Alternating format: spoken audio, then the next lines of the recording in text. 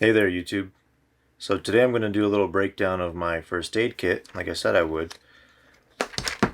I've put a lot of thought into everything in here, and something like this you can't really buy in this type of a case and in this type of a selection. I generally go into the woods by myself, so I like to have extra in case something happens to me and nobody is around to help and I need to take care of myself. And I also like to go in for multiple days sometimes, so I have extra in that case. So this is a pretty thorough first aid kit, and I figured I should probably break it down. So first off, this is a Plano type of like a fishing tackle box.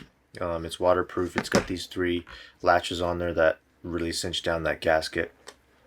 These stickers I just bought online, just so that if I know what it is, but in case I'm passed out or something and someone needs to get to my first aid kit, it's really easy to see in my pack that this is a first aid kit. Everyone knows what that means, and it just kind of stands out. You don't have to second guess what's in there. So first off, pop the latches. As it is, I think it weighs about 12.5 ounces, something like that. So not super light. To start off, I have tons of ibuprofen. I think this is just like some generic store brand. And I've had where I'd just be hiking and I got blisters so bad I can barely walk anymore. Pop a few of these and just keep going and get back to the truck. Let's see, I think I have 2, 3, 4, 5, 6, 7, 8, 9, 10, 11, 12. So 12 per, so there's 36 tablets of ibuprofen in there. That, for a really, really bad day, I don't know, a broken leg or something, that would last you 3 days right there. Then I have these little finger protectors. You could put them on your gun barrel to keep the rain and snow and dirt and mud off the inside of your barrel.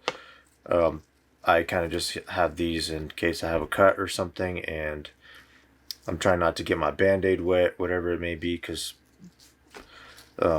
sometimes you put a band-aid on and gets soaking wet from sweat or something and falls right off. So this just kind of keeps things staying in order there. I have a razor blade, never used, in the little cardboard protector here. This could get you out of a pinch, could cut your arm off if you needed to, like that guy in that one movie. None of this stuff really weighs much on its own.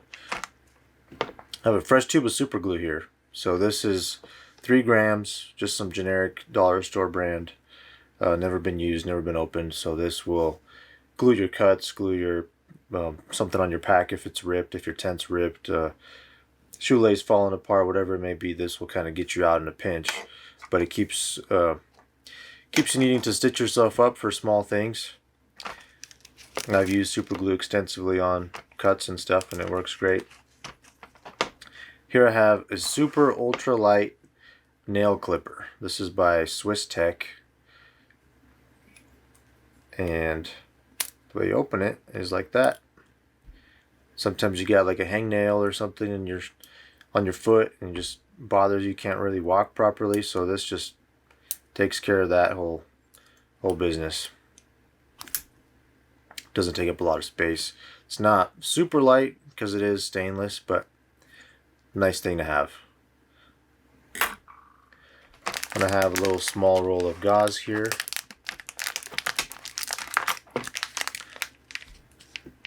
This is 2 inches by 4 yards. So quite a bit of gauze. Next I have the tiniest little chapstick I ever seen by Chap Ice. I don't really know anything about this brand, but it was tiny. Fits in here. I don't normally carry chapstick, but sometimes you have those situations where you absolutely need it, and so that's in here. Then I have this tape. This is super sticky, kind of like a fabric type tape. Obviously for bigger cuts and maybe potentially band-aids that aren't staying on. Or if you really need to, you could really cinch this down on your finger or your hand or whatever is bleeding and get that stopped. I have Q-tips. Nothing special about these. Just in a little pouch.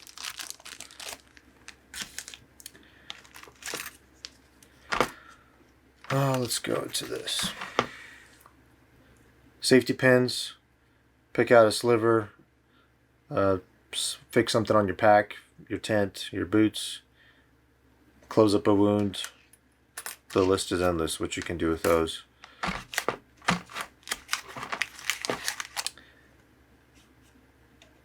And then here's a lancet also, so you can pull out splinters and stuff. Sometimes it's just a little tiny sliver and stops you in your tracks. Alright, so now we're into this kind of other stuff. Move this over. Antibiotic ointment. This is 1 gram neomycin sulfate. I don't know too much about this, but I have various different types and brands of this kind of stuff. And I figured I'll just carry all the different kinds that have all the different stuff in them. And then I have just standard band-aids, various kinds. Here's some waterproof ones by NextCare. I love these. They stay on really, really well. Unless you're sweating, they definitely fall off like any band-aid does. But these stay on. You could wash your hands in the river. You can wash your hands with Dawn dish soap, but this stuff will stay on. So I love these. Butterfly closure. I have 2 different types just because I had 2 different types. So I just threw them both in here. I don't know which one holds better, which one's maybe nicer. I don't know anything about them. So I got different types in there. Also have different types of band-aids here, different brands. Figured I wanted a certain amount of band-aids and I didn't want to stick with the same brand for everything. Wound dressing gel. So this is the silver stuff for minor cuts, lacerations, 1st and 2nd degree burns, sunburns, skin irritations, abrasions. This has silver solution in it, nano silver. I've never used this before, but it's going to be in my pack in case I ever do need it. And the antibiotic ointment doesn't work.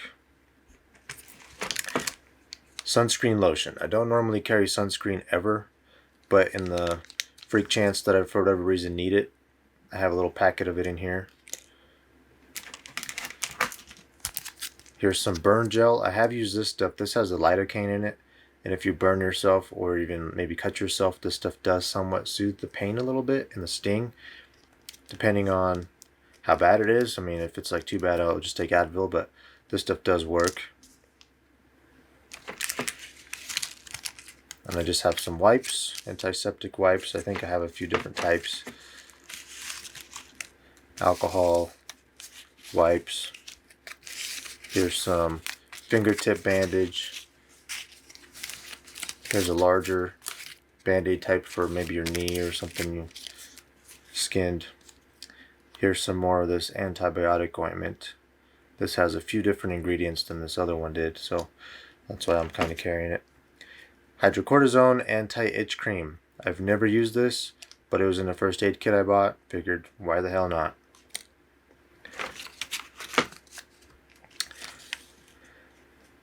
Diphenhydramine. Temporarily relieves symptoms due to hay fever, runny nose, sneezing, itching nose and throat, itchy, watery eyes. I've never used this. Carry it anyways. Figure it can't hurt. This stuff is some type of like a gel for blisters. I've never really had a good way to prevent blisters or a good way to cover blisters, but something is better than nothing, so I carry these. And then I have a few more of these bigger, like knee-sized band-aids. Poison ivy, oak, and sumac cleanser towelette. So I've never gotten poison ivy, poison oak, or poison sumac, but if I ever do, this will come in handy for sure.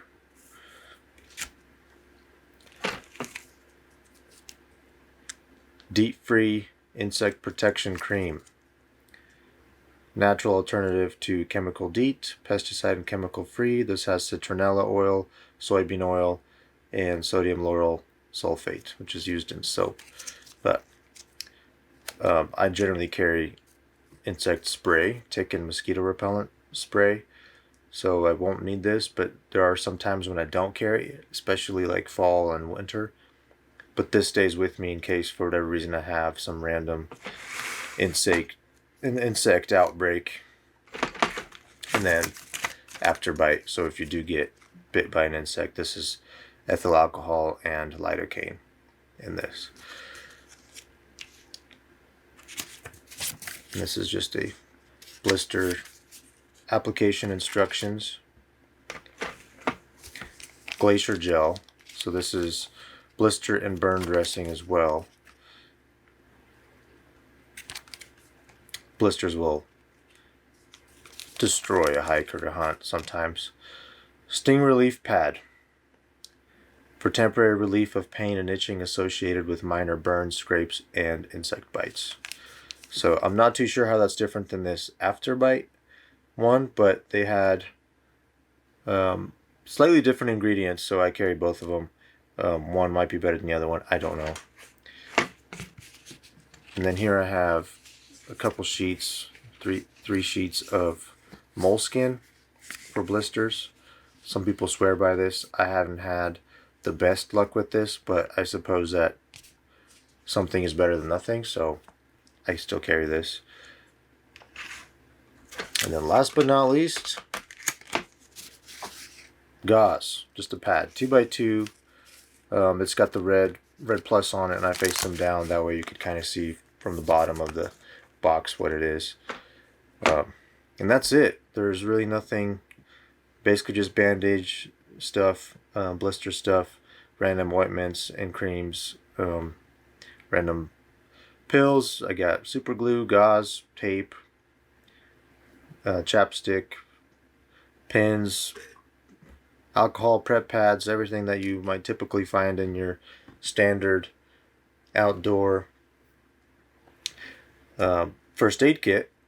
And there's nothing too special here. I think most people might not carry some of these types of things, the super glue, the nail trimmers, and the razor, and all of this. I never carried this much ibuprofen before in my life until I was hiking in the Bob Marshall for 80 miles and had such bad blisters that I just couldn't move. And the guy I was with ended up giving me some of that, and I felt like a new man after that. So I got home that day, and the next day I just packed my first aid kit full of ibuprofen because I never wanted to go through that again. And it doesn't hurt, and especially if you do find somebody out on the trail that's hurt, you can give them that. It's not all just for me. I'm kind of thinking of possibly having to rescue somebody else out on the trails during hunting season, or just summer, fall hiking, spring bear season. Like, there's a lot of people out sometimes.